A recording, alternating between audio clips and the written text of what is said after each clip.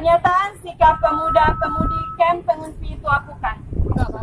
Berikan kepastian status tanah bagi warga kamp pengungsian 1999. Hidup dalam ketidaklayakan adalah realitas objektif yang tergambar jelas dari setiap permukiman pengungsi X Timur di Barat. Secara terminologis, kata pengungsi sejatinya sudah tidak pantas dilabelkan kepada warga X Timur yang sudah 2 dekade di NKRI karena pada tanggal 22 Desember 2002 UNHCR telah mendeklarasikan cessation of status, yaitu penghapusan status pengungsi X Timur yang ada di Indonesia, dan hal yang sama pula dilakukan oleh pemerintah Indonesia pada tahun 2005. Nyatanya penghapusan status pengungsi itu tidak memberikan dampak yang lebih baik untuk kehidupan warga X Timur, tetapi hanya mengabulkan realitas penderitaan pada pengungsi. Pasal penghapusan status pengungsi itu resettlement menjadi solusi terbaik dari perspektif pemerintah dan PBB sesuai dengan konvensi tentang pengungsi. Dalam penanganannya, dengan kebijakan itu menjadi awal dari aktivitas relokasi atau pemukiman kembali warga X Timur yang berada di kamp dan barak pengungsian ke tempat-tempat yang sudah dipilih dan dibangun oleh pemerintah. Apakah relokasi ke resettlement itu menjadi solusi terbaik penanganan para pengungsi, ataukah sebuah tindakan yang memunculkan efek domino? Apakah dengan penghapusan status para pengungsi pada tahun 2005 lalu menjadikan para pengungsi sebagai WNI yang memiliki hak dan kewajiban sebagai warga negara? Aksi ini dengan tujuan mengingatkan pemerintah Republik Indonesia bahwa masih banyak warga negara Indonesia X Timur yang masih hidup di kamp pengungsian yang terlupakan, sekaligus memperingati 21 tahun kehidupan WNI X Timur pasca pengumuman hasil jajak pendapat 4 September 1999 di Timur Barat. Setelah aktivitas relokasi dari tiap camp atau barak pengungsian, ternyata masih banyak para pengungsi dari camp atau barak yang belum pindah ke tiap resettlement yang telah dibangun. Hal itu disebabkan oleh beberapa persoalan dasar yang menjadi hambatan untuk setiap warga. Ada warga yang tidak memiliki nama penerima resettlement, ada juga yang tidak bersedia untuk menempati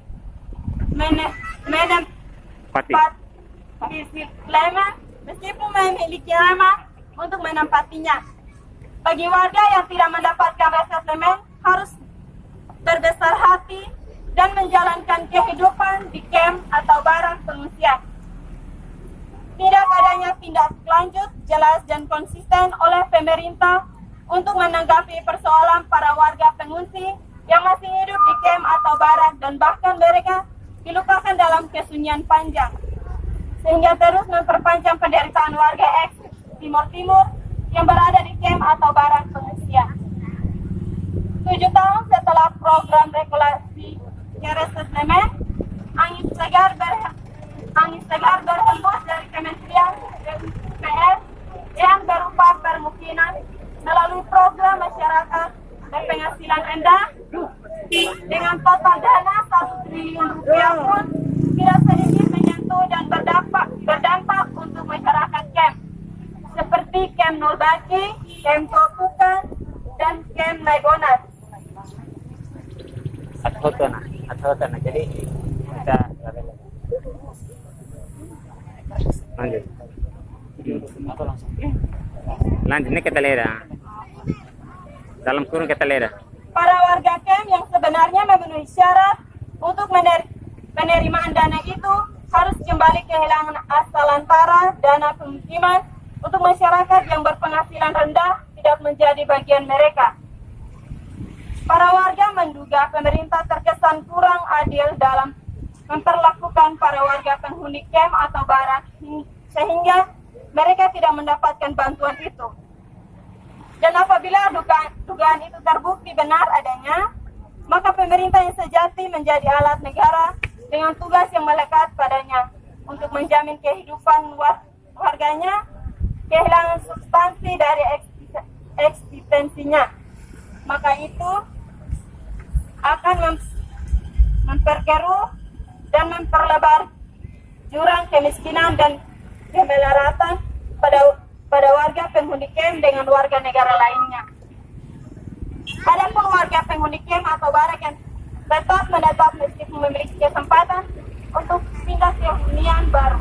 Hal itu menjadi bentuk daripada tindakan kekecewaan para warga pengungsi yang merasa hunian baru yang dibangun oleh pemerintah dan upah resettlement sangat tidak layak. Setidak-layaknya itu teridentifikasi dari tidak dilengkapinya sarana air bersih, listrik, akses jalan yang memadai. Keadaan diperparah lagi oleh rumah hunian yang sangat kecil dengan kurang 5 kali 6 meter persegi dan sempit untuk tiap kakak yang memiliki anggota keluarga di atas 6 orang dan tidak tersedianya lahan garapan.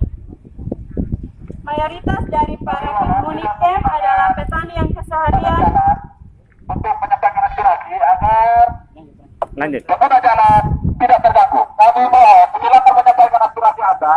menentukan Lanjut. peluang pada lahan garapan sewaktu di timur-timur. Para pengungsi merasa kebijakan relokasi pada setiap resettlement dengan setiap persoalan itu secara tidak langsung membunuh mereka dengan perlahan-lahan. Dan bagaimana seorang petani bisa bertahan tanpa lahan garapan, maka konsekuensinya mereka yang berprofesi sebagai petani akan teralih profesi.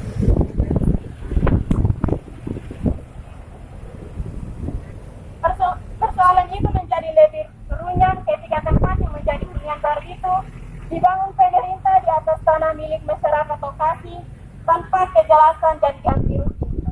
Itu akan mengakibatkan konflik sosial yang terjadi antara masyarakat lokal dengan para penghuni camp atau barak. Contoh kasus Odelo Atas dan Tanah Merah yang tidak mendapatkan kejelasan status tanah dikarenakan resettlement itu dibuat oleh seorang pengusaha yang mengaku memiliki dari tanah itu, sehingga ada upaya dari mereka untuk meminta kepastian akan status tanah dalam bentuk sertifikasi kepada pemerintah memperoleh hasil yang dipilih. Kasus lainnya adalah tanah hunian baru yang diukur sewaktu program nasional tahun kemarin hanya diberikan sertifikasi hak guna bangunan. Jika tanah yang terjadi hak dasar untuk manusia bisa hidup darinya hanya digunakan dalam jangka waktu tertentu, akan melahirkan malapetaka baru setelah keluar dari camp atau barak. Karena HGB akan diperpanjang 20 tahun sekali sehingga warga penghuni resettlement itu tidak mendapatkan kepastian status hak memiliki selamanya kecuali harus membeli. Fakta ini ada di resettlement Gria Permai Odelo. Maka dapat dikatakan bahwa dana yang dilokasikan untuk pelepasan lahan untuk dibangunnya resettlement seperti pada resettlement GPO, Odelo Atas dan Tanah Merah serat kepentingan dan memiliki indikasi manipulasi uang negara. Dipindahkan dari camp ke resettlement dengan harapan hidup dalam kepastian malah menjadi masalah baru, sama seperti efek domino. Meskipun pantang memanggil para warga ex-Timur dengan sebutan pengungsi tetapi tidak bisa dipungkiri realitas sosial, hari ini menunjukkan keadaan yang tidak terlalu berubah semenjak pertama kali mereka menjadi penghuni baru di Timur Barat. Referendum Timur tahun 1999 lalu. Keadaan tidak berubah dalam artian mereka masih hidup seperti pada pengungsi, pada camp atau barat pengungsian. Secara yuridis, warga ex Timur memang sudah menjadi warga negara Indonesia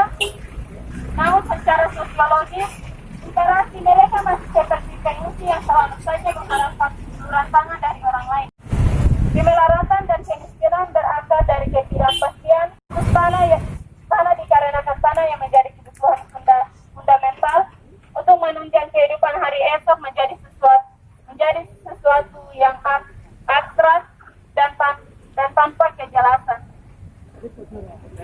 Selain mayoritas dari mereka adalah petani yang mutlak membutuhkan tanah untuk garapan, seringkali mereka tidak mendapatkan bantuan dalam cakupan infrastruktur seperti pengalian atau pengeboran sumber air bersih, bantuan rumah, WC umum, dan alat pertanian dengan dalih pemerintah. Tanah yang mereka tempati bukan merupakan status hak milik sehingga mubazir jika diberikan pada para penghuni camp atau barat. Dari setiap persoalan yang menyebabkan kemiskinan dan kemelaratan menjadi pusat tanggung jawab negara. Kondisi ini menunjukkan ketidakberdayaan pemerintah untuk menangani persoalan penghuni barat dan bahkan pembiaran yang dilakukan oleh negara. Bahkan keadaan itu seperti dipelihara oleh oknum-oknum tertentu yang memanfaatkan kemiskinan mereka untuk kepentingan pribadi pada momen-momen pileg. Pilkada dan pilpres harus diakui bahwa masih banyak keluarga Timur Timur yang menghuni camp akibat kelalaian penanganan dari pemerintah, seperti penyediaan resemen yang bermasalah, tidak adanya pelepasan tanah untuk resemen tertentu, daerah gersang yang tidak bisa dipakai untuk bercocok tanam, tidak adanya penyediaan air bersih dan sanitasi yang tidak disediakan. Hal demikian yang membentuk perspektif mereka, bahkan bagi orang yang menyaksikan kehidupan mereka masih layak disebut sebagai pengungsi. Agar bisa terlepas dari belenggu kemiskinan ini, mayoritas petani penghuni camp harus diberikan kepastian akan status tanah yang dipakai garapan agar mereka tidak selalu mengharapkan bantuan dari pemerintah. Dari runtutan persoalan di atas, maka kami pemuda penghuni camp pengungsi Tuakukan memiliki tuntutan sebagai segera ukur dan berikan sertifikat hak milik atas tanah bagi warga camp pengungsian Tuakukan. Sekian dari mengetahui Istosi Agustino, koordinator umum, dan Ramos Pas, koordinator lapangan. Sekian, terima kasih. Terima kasih, itu sudah kita beberapa menit lagi kita ke puncak akhir dari kegiatan kita. Namun untuk mengingatkan bahwa kita masih ada